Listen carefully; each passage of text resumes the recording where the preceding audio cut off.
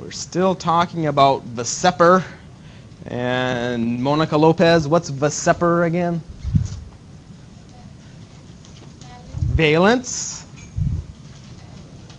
shell, electron, pair, pair repulsion theory, right? Okay, all it means is just to get these shapes, lone pairs, push everything else out of the way. So what we're going to talk about today is just by doing something really simple, drawing these little structures, we can predict whether a molecule is polar or not. Now, these three-dimensional drawings that are kind of color-coded, supercomputer did them, and the supercomputer put little regions of red, and little regions of red are where electrons are hanging out much more often. There's this unequal sharing going on, right? And because that's all these molecules are. Nobody knows whose electrons are whose. They're all over the place, but there's this sharing going on. And do you remember, Jesus, which element does not play nice at all? I mean, this element is there. He tugs on all the electrons all to himself. Doesn't play nice. They're all hanging out by him. Which element was the most like that? It was fluorine. Now, what's the technical word for that? There's an E. Electronegative. Fluorine is the most electronegative. So I don't pretend this guy is fluorine. Right? That's why it's all red over there. Very polar molecule. So you can call it polar. You can call it polar bond. You can call it dipole moment. All these things are the exact same thing. You can put partial negative, partial positive. You can whip out the crayons and start coloring blue or the partial positive, right? Well, that's so much work, right? But that's kind of where we're headed. Now, the only way to make this thing be nonpolar is what? Put another F over here. So then those tugs end up canceling each other out. That's the only way to make this guy nonpolar. Then everything's going to be light blue. All this polarity is gone. Because here you have your little central atom. The tugs are the same. And that's the game we're going to be playing today. But first, let's see if we can take a look at a few things here. Okay, here's water. I want to see if you can tell me what its molecular shape is, Summer. What is its molecular shape? We're going to try to wean ourselves away from that cheat sheet. Try to wean yourself away from it, because you're not going to have it on the exam and upcoming quizzes and stuff, right? It's bent. Good. Okay. It's bent. Caroline, is it polar? Same question. Does it have a dipole moment? Same question. Are the bonds polar? Is this polar? And what you want to do is look at and see if the tugs are canceling out. And all you look at are the atoms. So all you're looking at is this atom and this atom. And kind of think of it as physically pulling. Would the tugs be canceled? If you grab this guy and they grab this guy and pull them, wouldn't the thing end up moving? So they're not canceling out. You'd need another one pointing up here somewhere. If you had another one pointing up here, then they would cancel out. But they don't. So you can call it, the technical word is the dipole moments don't cancel. I just say, hey, the tugs, right? The pole and the electrons don't cancel out. So this molecule would be polar. It's because they're pulling in the same direction? They're pulling in this direction is everything to do with it, Alyssa. That's exactly right. It has to do with direction of pull. So they're kind of pulling in the same direction. There's nothing to cancel them out. Right? Polar molecule, bent. How about the molecular shape of CO2? Oh, you got an easy one. Aaron, molecular shape of carbon dioxide. It is, what's that? Linear. It's linear. Jasmine, is it a polar molecule?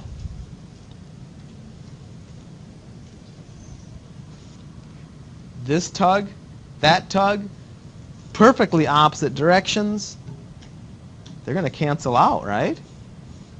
Right? Do you see that? Yeah, so this would not, well, the word would be nonpolar. This would be a nonpolar molecule.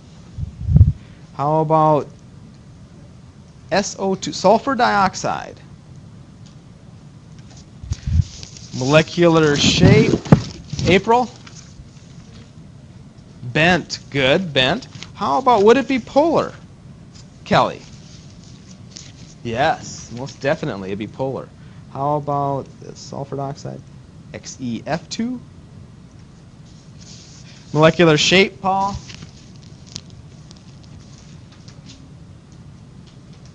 Don't look at the lone pairs, just the atoms.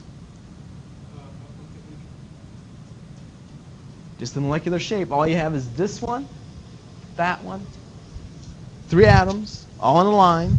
It would be no linear, right? Okay. How about polar or not? Who is this? Polar. Monica Soto Ruiz. Polar or non-polar? Non-polar. Good. Boron tetrafluoride. Molecular shape. Alyssa.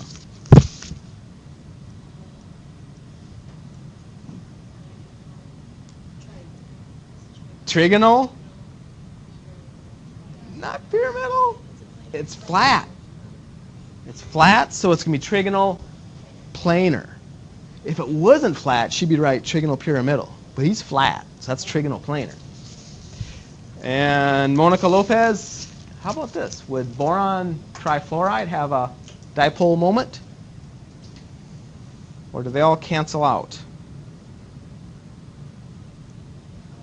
They all cancel out, right? These two guys pulling down canceled with that one. And you rotate it, it works every single time. Now these two pulling are canceled by that one. Boron tetrafluoride. Chlorine tetrafluoride. Chlorine trifluoride. Molecular shape. Jesus. Try not to look at the cheat sheet. You can tell. What letter? No, what letter? He's T-shaped. He's T-shaped. All right. Would it have a dipole moment, Summer? Is it polar?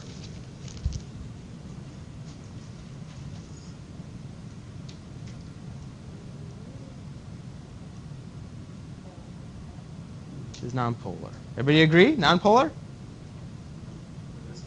It's why is it polar? This guy. Yeah. There's nothing to cancel out his direction. Right? These two are fine. These two are fine, but this guy screws it all up. Good. Chlorine trifluoride, ammonia. Molecular shape. See it? Caroline. Good. Trigonal pyramidal, because it's not flat. Right? Trigonal pyramidal. Is he polar or not? Aaron. Yeah. No. What's your answer? Yeah, he's polar, right? Because look at that. He's not flat. So he's going to end up, there's a net going down, or in this case, net going this direction, right? Methane. Molecular shape. Jasmine.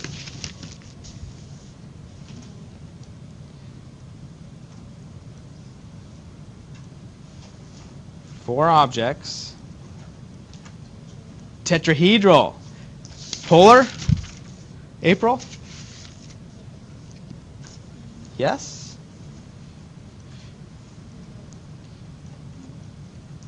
Look at it this way. See how these three that, if you have this, let's draw it this way.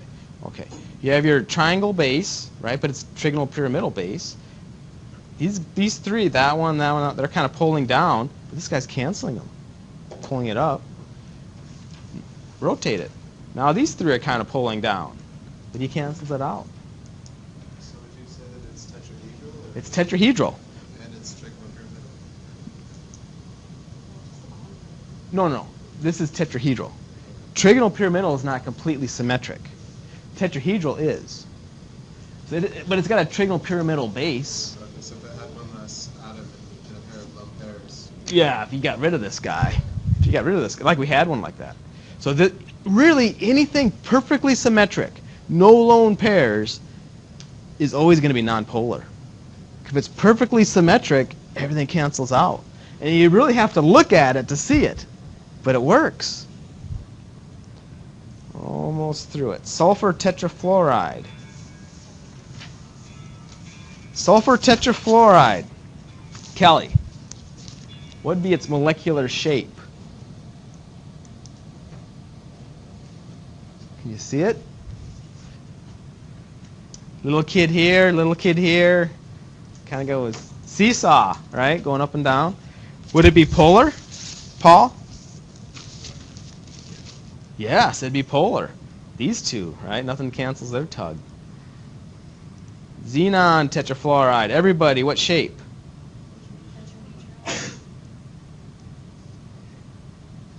Not tetrahedral.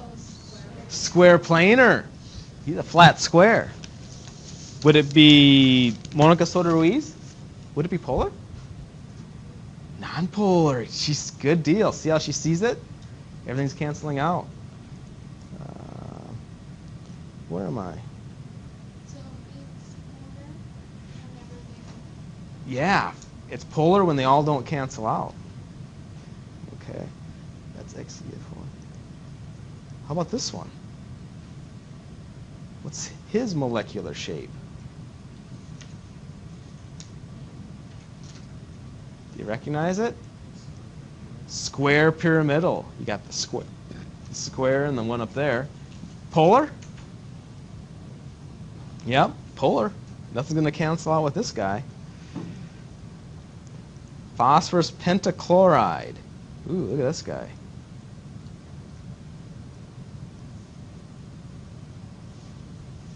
What's his molecular shape? Trigonal, bipyramidal, or you could call it octahedral. Octahedral. I think the book calls it octahedral all the time, doesn't it? Okay, and last one.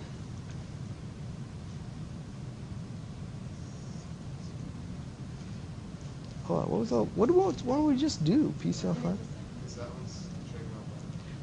This is trigonal bipyramidal. Oh, we were wrong. This is trigonal bipyramidal. This one is octahedral. Are either one of these polar? This one or the other one? No, because they're perfectly symmetric. Right. Okay. So, jump into this. For water, we had a wedge. Depends on how you drew it. H's. And then you had a couple lone pairs when you did them. His molecular shape for water, Alyssa, was what? Bent. And could you say, Eric, that water has polar bonds? No. Wait. Water is polar. Yeah, and well, it's again, whether you say polar bonds or whether you say has a dipole or whether you say it's polar, those are all exactly the same question. And they don't cancel out, so yeah, it's going to be a polar, it's going to polar bond, it's going to have a dipole moment, it'll be a polar molecule, all those work. Okay, so we kind of answered this one. You have a droplet of water, right? I guess that's a drop, right? When I think of, let me try to screw you up a little bit, Monica Lopez. When I think of a crystal, I think of, these objects here, this one here, that one there, and this nice perfect order. Then when I think of melting, it turns into a liquid. Things start getting random. They're still kind of stuck together, but they're kind of all jumbled up. Is that how you think a droplet of water would look like? All these little water molecules just randomly oriented? Or would there be some non-randomness to it? Is there some structure to a droplet of water?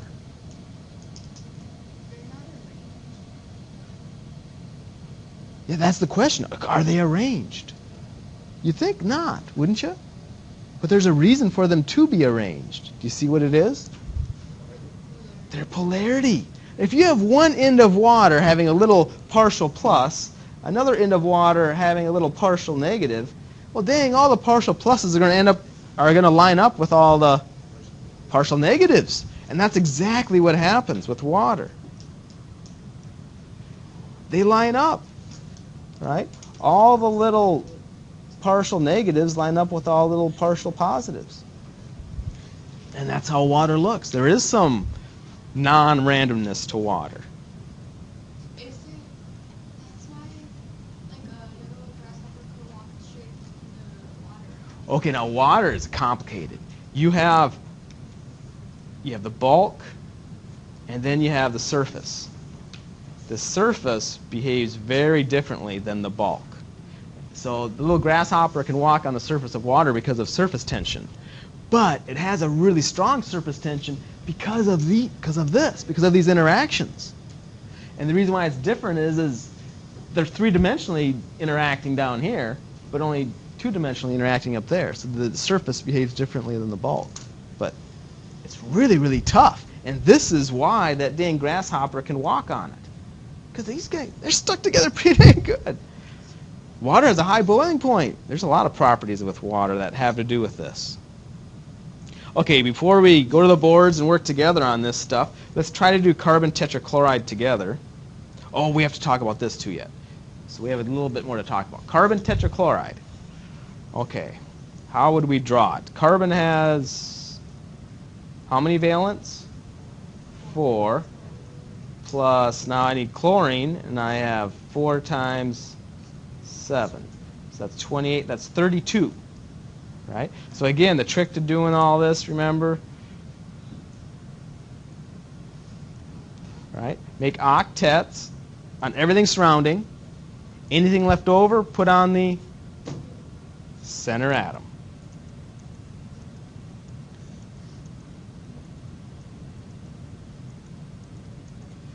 Okay.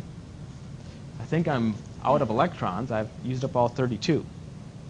Now remember, you don't have the little cheat sheet table to use. So I strongly suggest, this is the only way I can do it. I've been doing this for 10 years and I still don't have that damn table memorized. I have to do it this way. When we start working the problem, I have to do it this way. I figure out what my total is. What's my total things going around this center atom? 4. There's no lone pairs. There's just 4 chlorines, no lone pairs. My total's 4. So what I'm going to draw is I'm going to draw that tetrahedral shape. Okay. And if I had lone pairs, I would stick them on there. Okay. So I draw my tetrahedral shape. If I had a lone pair, I'd erase it. I'd have a lone pair stuck on there. But now I look at him and I say, then I can answer all my questions. I can see, oh, do all the polarities cancel out? Yeah, they all cancel out. So it's, yes, everything cancels. Yes for this question. Does it have a dipole moment? No.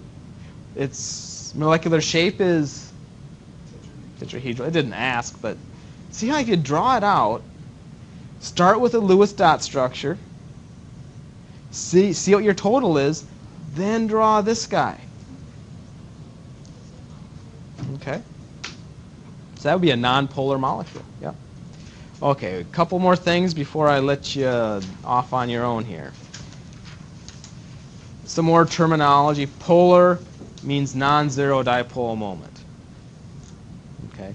Nonpolar, zero dipole moment. It's just some more terminology. Okay, so in this table, let's put a little star by everything that's going to be polar. So would you put a polar on the linear? Put a little star by it. No, because everything's going to cancel out. Good. So would you put a star on trigonoplanar? No, all right? They're all going to cancel out again. It's that. It's not drawn very well here. I guess it kind of is, but everything's canceling out. Bent? Yes, put a star by it. How about tetrahedral? Put a star by it? No. Put a star by trigonal pyramidal? Yes. Put a star by bent? Yes. Put a star by trigonal... What? Trigonal pyramidal, because there's the net tug going down. Don't look at the lone pairs. All you do is look at the atoms, and they're tugging for their war on electrons. And there's a net pulling down, so... trigonal bipyramidal. Star or no star? No star. He's not polar. How about seesaw? Yeah, star. T-shape. Yep. Linear. No. Octahedral? No. Square pyramidal? Yep, put a star there. Last one, square planar. No. Yes, no? I heard a couple. No. Right, they're going to end up all canceling out. It's the only one that has lone pairs that isn't polar. Well, linear, this guy too. Oh, Yeah. Okay. Hybridization of the central atom. There's a little trick to doing it. All they want to do is they're kind of going back to orbitals and saying, what's doing all the bonding in the first place? It's these orbitals, it's the sharing of electrons, and all they're doing is each surrounding atom is donating some orbitals, and you're mixing them, and the center atom kind of. So let's just take a look at it. Let me get you started and show you the trick to this. If you have a linear, the total is only two objects, and it's linear, how I remember this is you add up these superscripts. They never write them in, right? But if you SP, the total adds up, add the superscripts, you get 2. So then that's what the total was. There's 2 things around it. For trigonal planar, you have 3 things. So that would be SP, right? SP2, right? Because you add up the superscripts, you get 3. That means tetrahedral must be SP3, because you add them up and you get 4. Okay, but now there's a problem. If we wrote these electron configurations, how many boxes did we draw when we had a p? How many orbitals? 1. Didn't we draw 3? Right? 2p, 3p, 4p, whatever. We only had 3 orbitals to work with. So you can't donate more than 3 p orbitals if that's all you have. So now we got to start with, what's the next orbital? D's. So trigonal bipyramidal is what? 1, 2, 3, 4, 5 things. So S, P, how many? Max it out. 3. And then a D. Notice, add up the superscripts. You get 5. How about octahedral? You need 6 things, so that would be what hybridization for the central atom? sp3d2. Okay, so that's the trick to doing that. Okay, so before we go to the boards, let me just I want you to wean you away from this, right? The cheat sheet chart. I want to try to wean you away from it. The only way that I can do this is I draw a Lewis dot structure.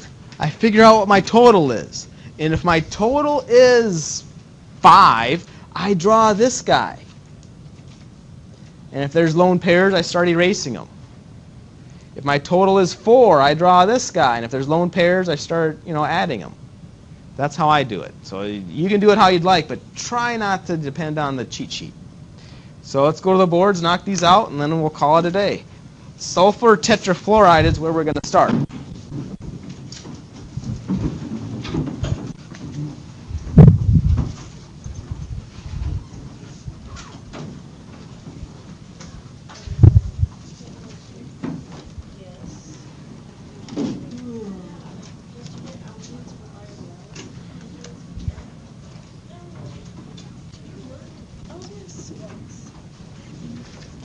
Sulfur tetrafluoride. So spread out as much as you can.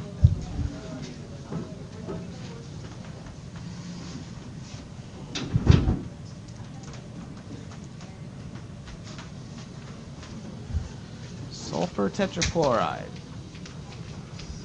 See what your total is. Total valence. Draw the best Lewis structure you can. Make octets on all the surrounding. Anything left over, put on the center atom.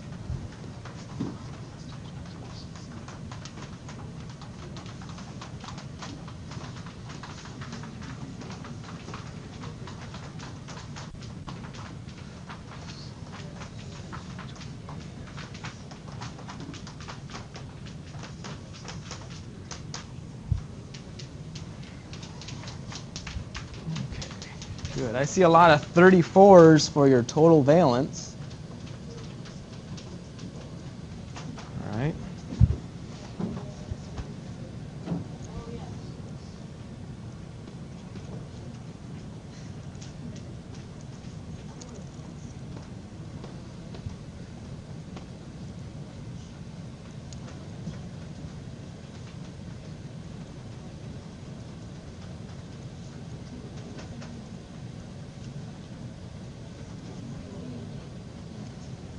So did you end up with a lone pair on the sulfur?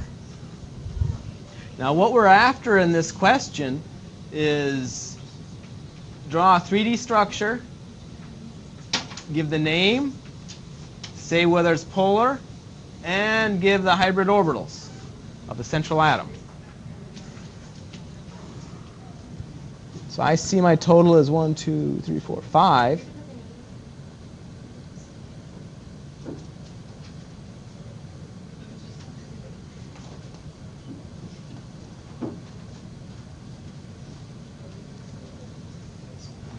So if it's 5, I'm going to draw my trigonal bipyramidal shape, right? That's how I do it. I see the total's 5, draw the trigonal bipyramidal shape.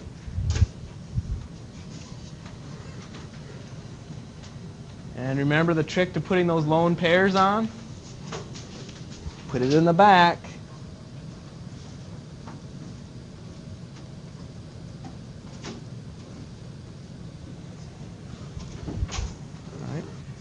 The name is, what's the molecular shape? Is it seesaw? Monica says seesaw. Yeah, it's seesaw. She's right. That's seesaw. Is it polar? Yes, it's polar. And the hybridization, you would write what for it? Make sure the superscripts add up to be 5. So SP3. I got to write it down or they can't add stuff. So I've got 4 now. Yeah, just a D. Right? Try the next one. Chlorine pentafluoride. Chlorine pentafluoride.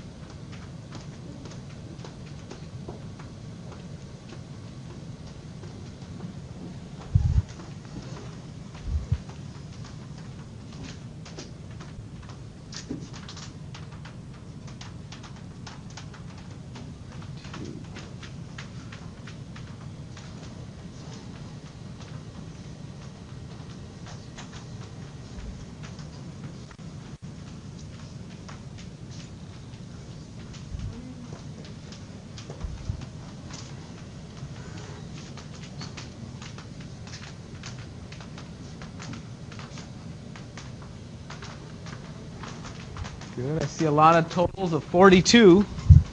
Hopefully you're working with 42 valence electrons.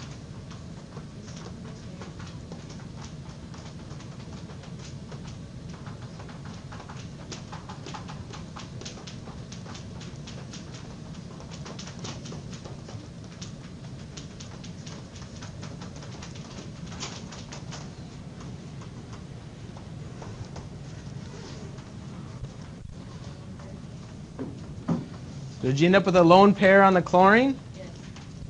Good. Hopefully you did. Keep the lone pair together. It's easier to count your totals. So you just keep them together somewhere. Then you recognize there's 1, 2, 3, 4, 5, 6 things. Good, good. Keep going. So if you end up with a lone pair, your total things, number of things surrounding that center atom is 6. So again, I can only do it one way. I have to do it all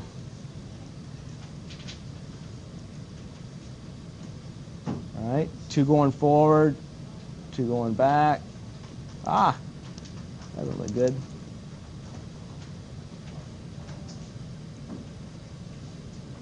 Then I put my lone pair. Oh, put them on the top, Eric. It looks a lot better if you put that lone pair on the top. And then it's a lot easier to see what it's got to be. Yeah, it's hard to. Because it doesn't matter, really, but if you put it on the top, the way we draw things, it's easier to recognize. So I end up drawing that octahedral shape, right? Put that lone pair up on the top. Hopefully you recognize what the shape is. Caroline, what is it? It's a square. Planar? Not planar, because you have this dude on the bottom. Square pyramidal. Now put those F's on here, you guys. It's gonna be so much better. See, because you have an F down here too. That's why it's important to recognize that. 'Cause you're right. It would be square planar if that guy wasn't there. Yeah, it's just erasing. So square pyramidal. Get the polarity. Get the hybridization.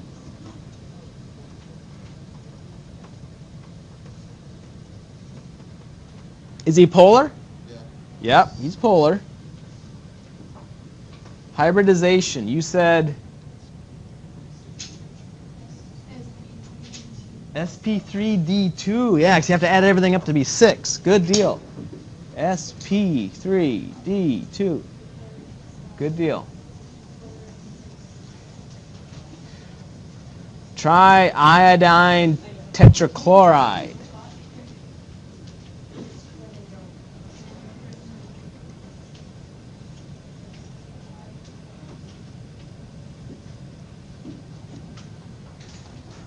Iodine tetrachloride.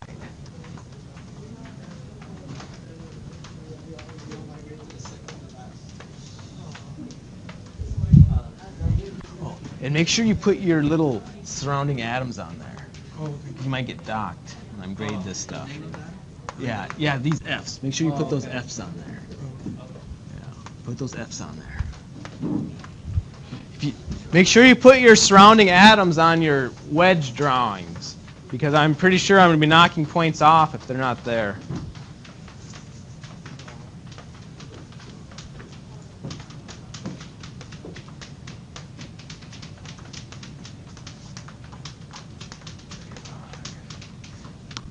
So ICl4 minus, your total is, how many valence electrons did you come up with? 36. Good deal. Jesus, you have 36?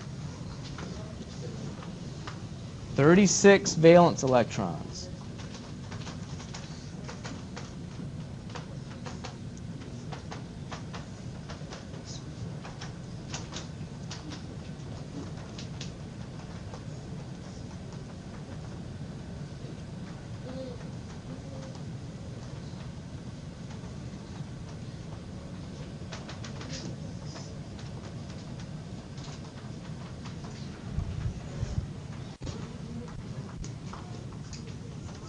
Good. I see 2 lone pairs on the iodine.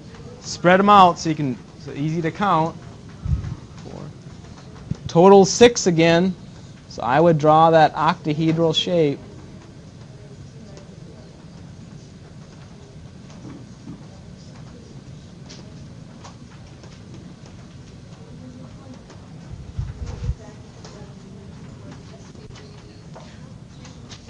Carolyn, make sure you put your surrounding atoms on there.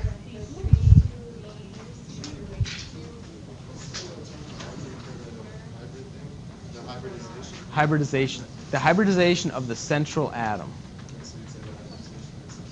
Yeah, sp3d2. I like how the drawings in the different like dolls or people or something. They have the lone pair, some of like eyes. Yeah? So what molecular shape did you come up with? Square planar. Good deal.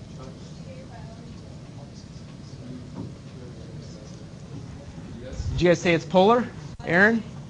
Yeah, non-polar.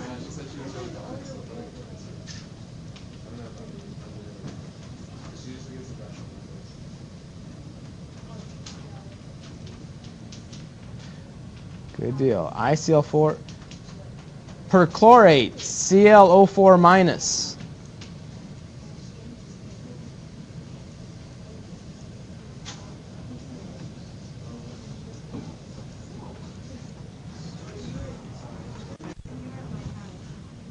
So stop me if you have some questions here. You're not sure how we're getting this stuff.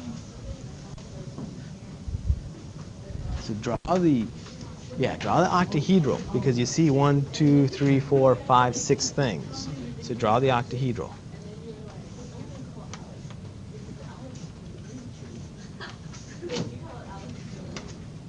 Yeah. Good.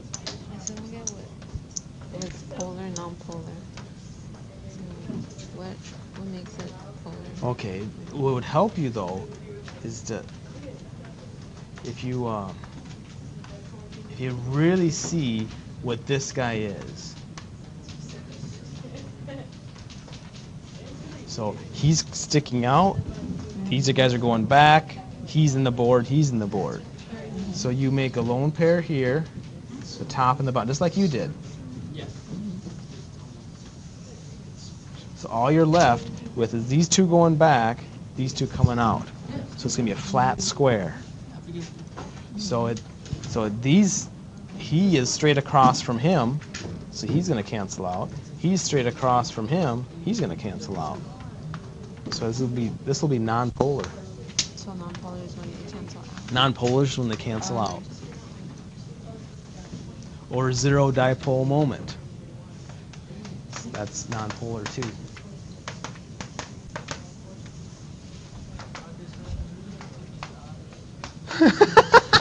It gets tiring, doesn't it? What I have seen people do, Aaron. Put line? Yeah, they put a line.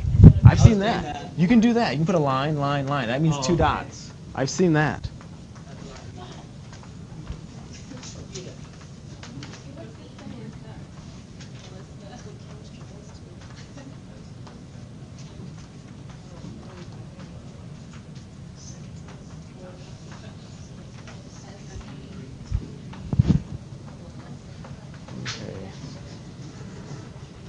We're about out of time, so give the homework a shot. Come by if you have some questions. Try to wean yourself away from the cheat sheet.